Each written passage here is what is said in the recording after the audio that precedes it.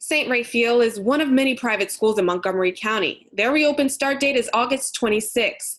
Angela Mussio has 3 children enrolled, and she says parents were given options. So we had 2 different surveys that were sent out to try to get a feel for that and a commitment for what people were looking for.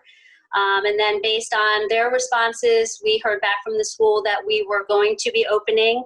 It was more than likely looking at a 4-day-a-week schedule.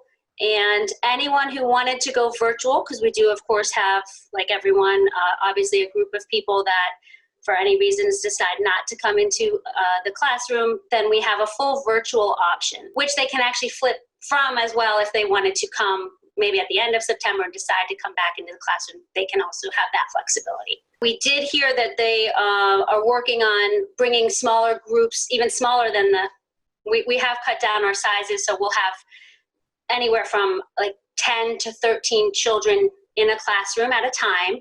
And so what they were planning on doing is bringing in small groups to kind of go through the procedures of how things were going to work. What is your experience? What have you chosen to do, and what do you feel comfortable with your children? I can say it's been a roller coaster. One day I'm thinking, let's just keep them home.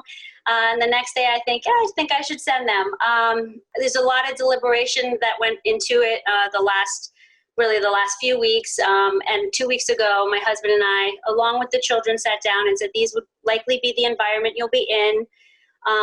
How do you feel about that? Are you comfortable? Do you think you can do that? And with my husband and I feeling that our staff is working as hard as they can to make it a safe environment. We have the small enough space and all those things into consideration. We decided we would send them and give it a try.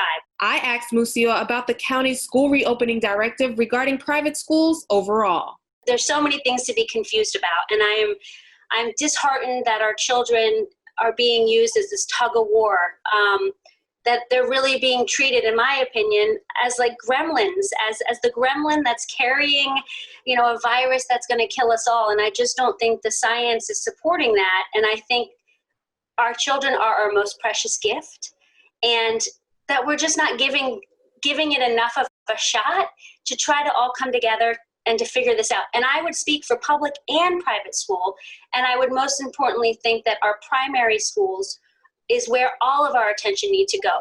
Jordan Lindsay, reporting for MyMCMedia.